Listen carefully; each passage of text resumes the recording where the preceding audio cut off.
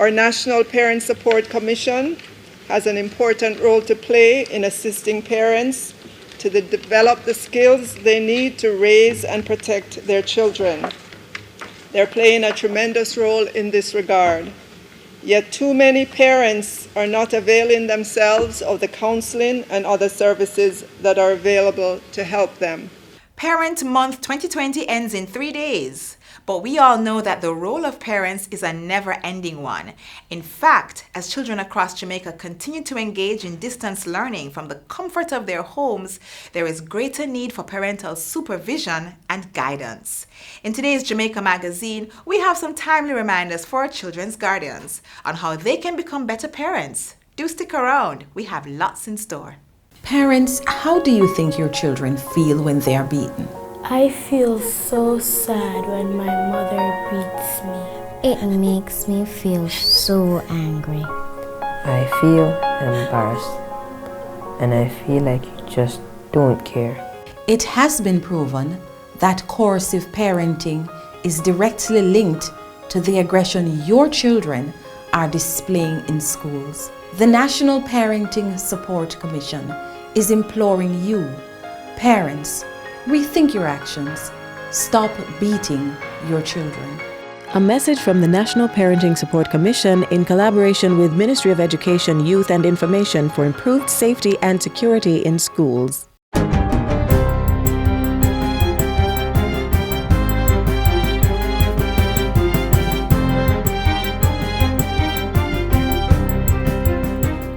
Good day, I'm Stephen McHugh, and this is your JIS News for Friday, November 27.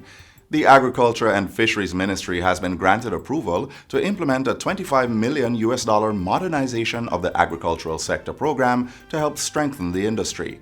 Portfolio Minister Floyd Green says the program will span over 5 years and is to be financed through a loan from the Inter-American Development Bank, IDB. It will be structured around two components, namely agricultural health and food safety and public agricultural infrastructure and services for public-private partnerships. The program aims to establish an effective funding mechanism to support the agricultural value chains and inclusion of the small, medium, and micro enterprises in the overall production and commercial supply chain. The objective is to increase agricultural productivity and to increase income to our beneficiary smallholder farmers. We're going to be focusing a lot on agricultural health and food safety and how can we strengthen and develop local and export market linkages. Minister Green was speaking at this week's post-cabinet press briefing. He added that under the program, an agro-parks master plan as well as a national public-private strategy would be developed for the sector. Meanwhile, the Agriculture Ministry and the Jamaica Agricultural Society, JAS, have received vouchers valued at $7.5 million from St. Jago Farm and Hardware Supplies Limited. The vouchers will give farmers access to insecticides, fungicides, seeds, and plant nutrition products to help build back the sector. They are redeemable at all St. Jago Farm and Hardware Supplies Limited locations. Additionally, the ministry has received input supplies from H&L Agro valued at $3 million for the farmers. These supplies are all part of the Agriculture Ministry's Emergency Response Program to assist farmers who were affected by the recent rains. Minister Floyd Green says the distribution of the supplies will be carried out by the Rural Agricultural Development Authority, RADA, and the JAS. This is to be conducted during the next 3 months. There's enough work to go around, and we want to ensure that at the end of the day, the people who benefit from this program are the people who need the support. So I've said to RADA, let us ensure that the program is transparent, it is efficient, and it is effective. Needy students at the secondary level who are enrolled in the Program of Advancement through Health and Education, PATH, will soon be receiving tablets from government. Minister of Education, Youth and Information, Fable Williams, made the disclosure during Wednesday's post-cabinet press briefing. Cabinet also gave approval for the award of contract for the provision of 15,000 laptops for high school students in grades 10 to 13 on the PATH program, and gave approval for the award of contract by eLearning Jamaica Limited to Royale Computers and Accessories Limited at a total cost not exceeding US $8.5 million, including GCT. The tablets will be issued by eLearning Jamaica under government's Tablet in Schools program. Under the program, 40,000 tablets are being distributed to the students. The initiative is to assist students as they are engaged in online learning due to the impact of the COVID-19 pandemic on the education sector. Women who are victims of domestic abuse and need to use the government's first national shelter can now do so by calling a 24-hour hotline. Gender Minister Olivia Grange says the facility is now ready to accept clients, even though the ministry continues to receive donations for furniture to make it more comfortable for the women to rebuild their lives. The numbers for the shelter, 876-553-0372 or 876-929-2997. And I see a lot of folks out there writing down the numbers, and I'm happy for that. So if you know of a case, or if someone reaches out to you, you give them the number and have them call for help. Minister Grange revealed the numbers on Wednesday during an event observing International Day for the Elimination of Violence Against Women. During the ceremony, Pillar 4 of the Spotlight Initiative, which was launched in March of this year to eliminate all forms of violence against women and girls, was signed by the ministry and the United Nations Population Fund. Under Pillar 4 of the initiative, the toll-free hotline for victims of gender-based violence and the island's first national shelter will become operationalized, among other things. Still on gender affairs, brochures on domestic violence are now being printed in Braille. Minister Grange says the move is to ensure that individuals in our society who are blind can have access to these resources. This will help to increase awareness of gender-based violence in the disabilities community. And this initiative is being done in partnership with the Jamaica Society for the Blind. So this is the brochure, and this is the one in Braille. The minister says she will have copies made available to organizations that work closely with men and women who are visually impaired.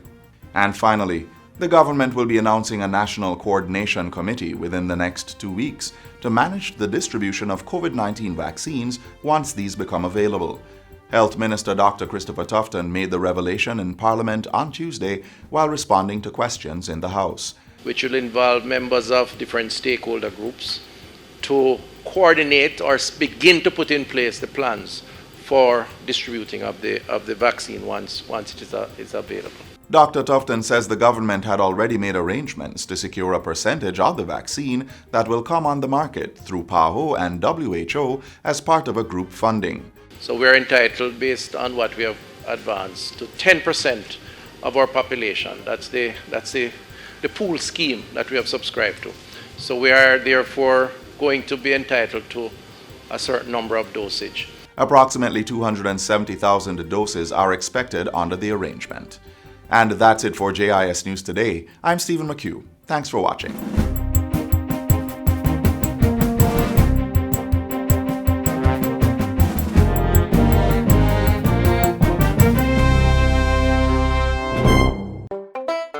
If I cancel them you off, make sure you gon' get them done. That is how we are go trace them, identify them, tag it and trace it. Prevent disease from spreading, your health is worth defending. Tag it and trace it. You know my thing for I tag them with pride, help put the code even out of style. Tag it and trace it. Tag it and trace it. A message from the Agricultural Competitiveness Program of the Ministry of Industry, Commerce, Agriculture and Fisheries. As mentioned earlier in our opening by Education Minister Favour Williams, the National Parenting Support Commission was created to do just what its name suggests. In our next feature, we give you an idea of the kind of support the Commission is providing to parents. Remember, knowledge is power, and there's no such thing as too much support.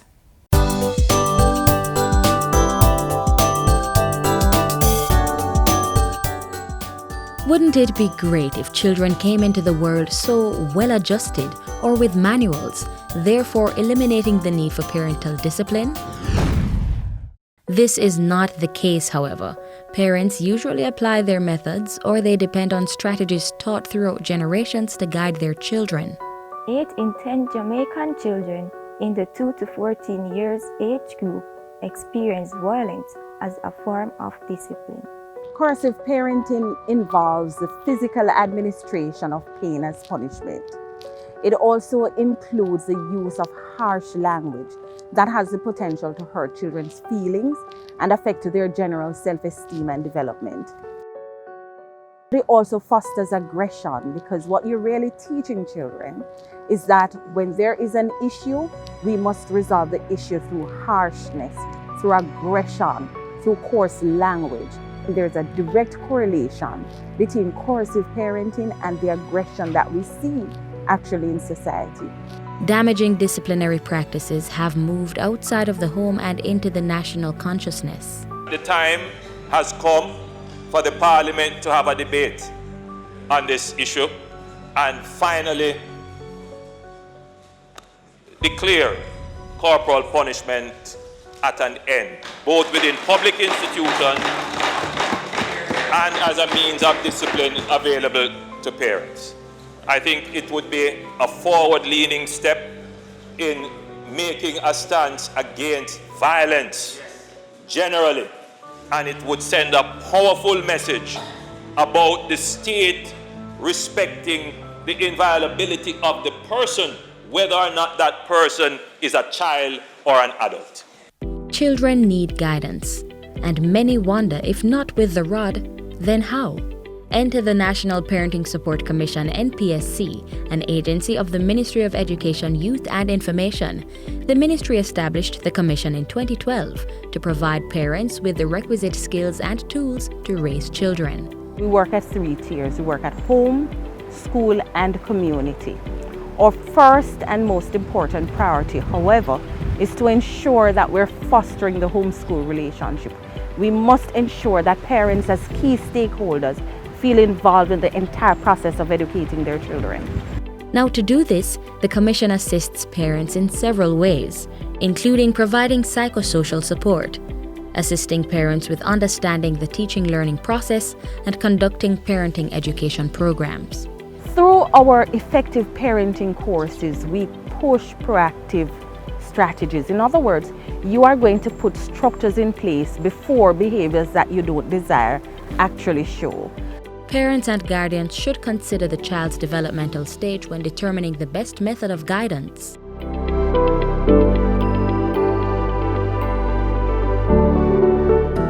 A child who is very young, we encourage play. The child must be playing, and even the teaching learning processes must include play, because this is how they develop their imagination, their creative skills. This is how they also learn to resolve issues and to problem solve. Young children, especially infants, are at the stage where they don't know right from wrong, and they can be impulsive. They may touch items that are valuable or dangerous. Usually, it is best to remove the child or the object from such a situation.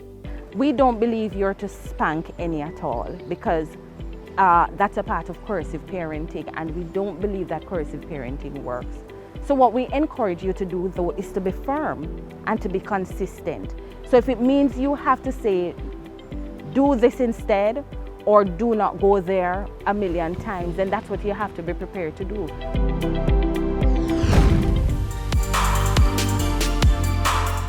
The teenage years can challenge both children and parents. With the physical and chemical changes happening in the body, teens may act out as they may be unsure of their place in the world. This can be a very difficult time to navigate. So we ask that you start relaxing some of the very stringent rules, and you also have conversations and you compromise. And to address challenges, caregivers can remove privileges. If the child becomes stubborn, has a fixed mindset, if you will, that this is what he or she is going to continue to do, then you might need professional help. You might need to call the commission, or you might need to call a social worker or a guidance counselor to help.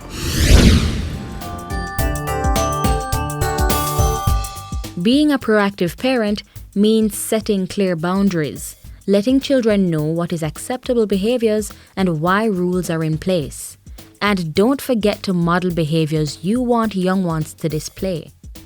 There may not be a one-size-fits-all for raising children, By assessing the right information and using effective parenting techniques, we can nurture adults willing to play their part in making Jamaica the place of choice to live, work, raise families, and do business.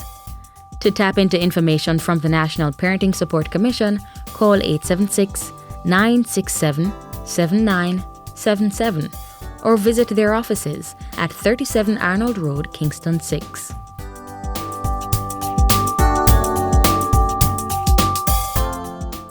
We remain resilient in our fight against known and unknown threats to our country.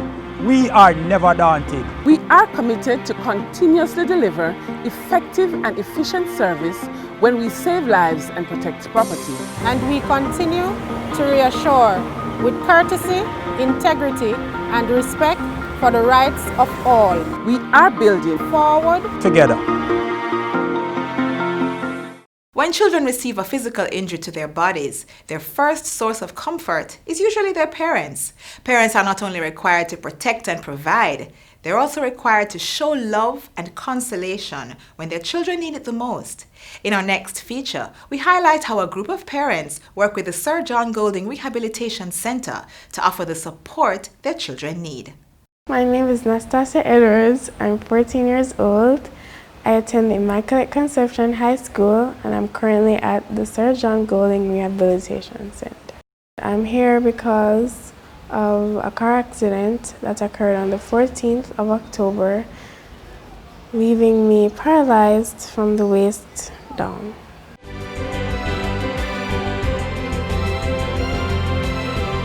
Nastasia Edwards is one of many children in the pediatric ward at the Sir John Golding Rehabilitation Center.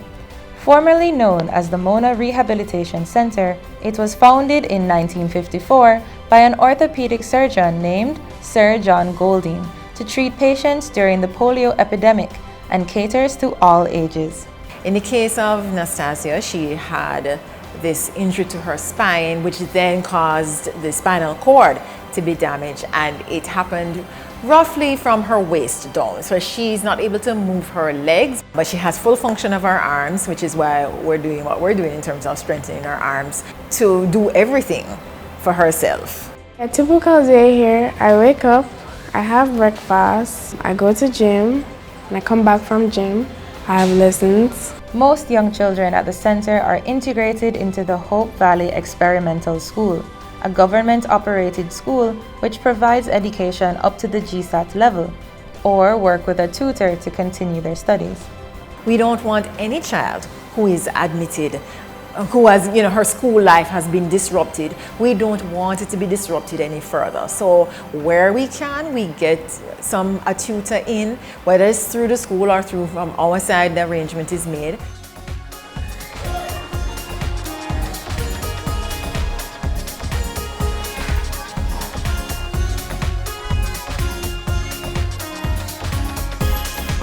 She's on the cushion, and now she's going to push up on the blocks. Count it, Nastasia, and breathe. Up again, 4, very good. One, last one, good. Awesome. So, in terms of what we do for her in physiotherapy, we ensure that she's strong enough to be able to lift up herself in the chair, to push the wheelchair, and that requires even a special technique, but it also requires strength. But when she first came to us, Nastasia could barely push a wheelchair. She could barely sit up, but she tolerates so much more now. She's sitting up and balancing, and she is doing really, really well. Gym is hard work because I want to be back on my feet. So I have to work hard and always keep in my mind that I can do all things through Christ who strengthens me. The difficult exercises are when I have to transfer from a wheelchair to another place. So I have to go on the mat and then I have to go on my belly, and it hurts a lot because I have a scar on my tummy. My favorite exercise is the one where you do this, the pecs. Yeah, that's what it's called, pecs. And so she's pulling the beans together, and she's actually pulling 72 pounds. And I would suppose she started off at maybe 24 as well. Yes. And now she's at 72 pounds. Whenever I'm doing my physio and I find it hard, they're always like, yeah, you can do it, you can do it. She also gets strong support from her parents who visit almost every day. From she has been here, we've been closer because I try to give her as much support, and when I'm not here, I call her and strengthen her mentally because I don't want her to get depressed. I have seen her looking much healthier now, and she's feeling much better now. She's doing things that she never could do before. It makes me feel great, and I'm very hopeful.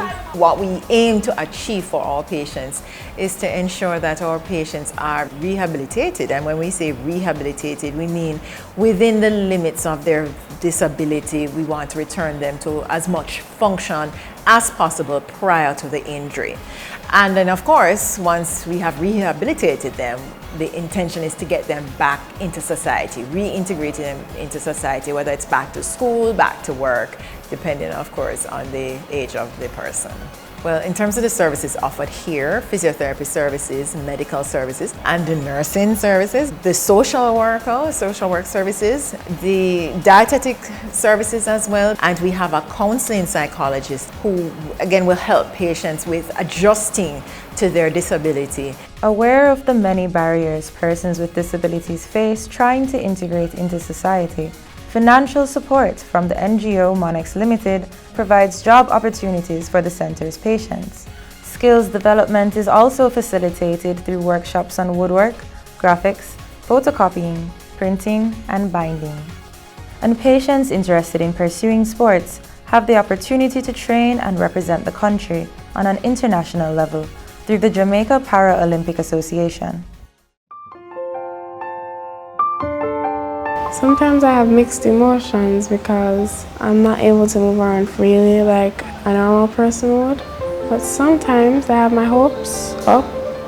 I trust in God, and I think positively that I'll get up out of the wheelchair, walk again, and live life to the fullest.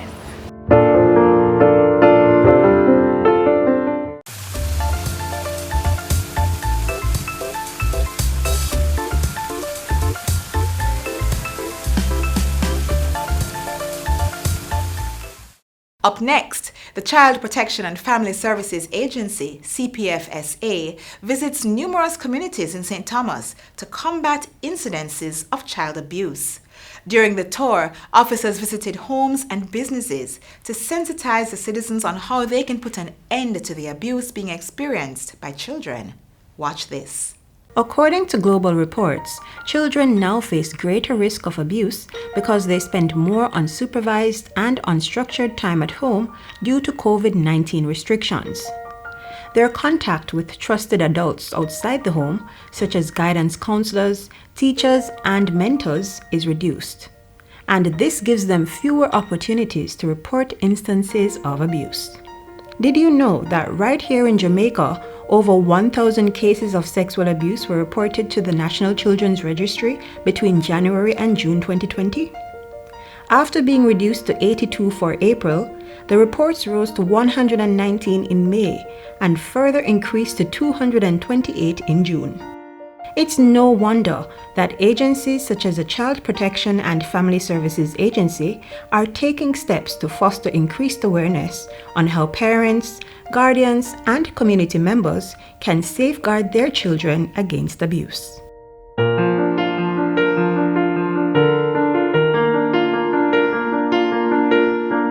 Today we are in Yalos on one of our regular sensitization sessions. But because of COVID, we have taken a different form. So we take the form of a motorcade or a drive-through. So we are driving to a couple of communities today and we are sensitizing them about child protection and that every child deserves protection. According to the regional director, St. Thomas is among the parishes that CPFSA has been alerted to a noticeable increase in cases of child abuse. As a result, several of its children's officers, along with representatives from the Center for Investigation of Sexual Offences and Child Abuse, CISOCA, were in the parish on July 16. They were there to engage citizens and distribute brochures and flyers, encouraging them to report child abuse. We are going to RTEs, we are going to Friendship Pen, we're now in Albion, West Albion, and we'll be going to a couple other communities. And we're saying, keeping the message simple. Child protection is everybody's business. You all need to get involved, and we want them to know how to report, where we are, how to get to us. So we're doing stops as well, and we're engaging community members because we can't, because of COVID and the onset of COVID, we can't just stop sensitizing people because child protection is very important. He says citizens are being encouraged to learn about some of the things that constitute sexual, emotional, and physical abuse. They must also be aware of the mechanisms that child predators use to lure their victims, such as threats and offering of gifts. It's worth knowing that predators don't always start with doing something overwhelming. Instead, they may engage in touching, grooming, and overexposure. They may show them porn, and over time, this grooming desensitizes the child from realizing that something is not right. Parents, caregivers, and community members are being encouraged to closely monitor individuals with whom children spend their time. Persons should identify and speak out about potentially dangerous situations and report known or suspected cases of abuse by calling 888-PROTECT or contacting the nearest CPFSA regional office in their parish. So we're here, we're making a statement to that. We're here, CPFSA is here, and we'll continue to make ourselves available, and we'll continue to sensitize communities because it is within the communities that sometimes these abuse happen.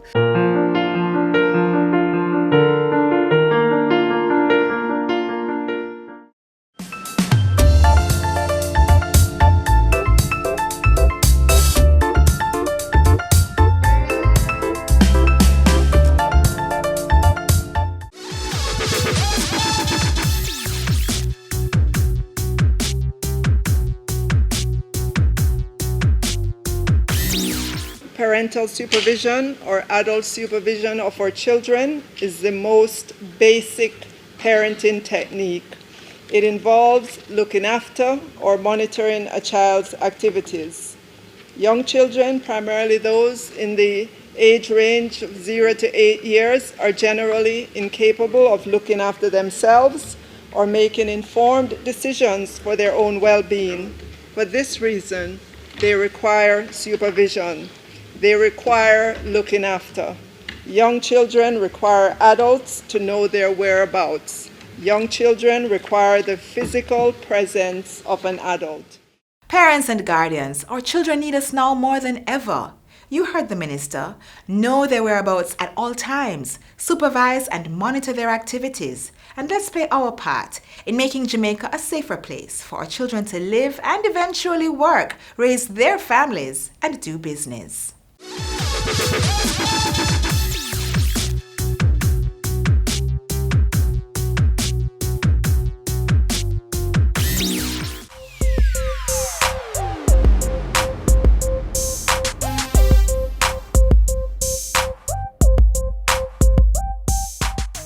And this is where we close our magazine for today. Thanks for staying the entire program. As you go, remember you can rewatch today's show on our website, jis.gov.jm, or on our YouTube page. You may also send us a tweet at JIS News or email us at jamaicamagazine@jis.gov.jm with your feedback, comments, and questions. I'm Audrey Williams, reminding you to be the best parent you can be today. This has been a production of the Jamaica Information Service, the voice of Jamaica.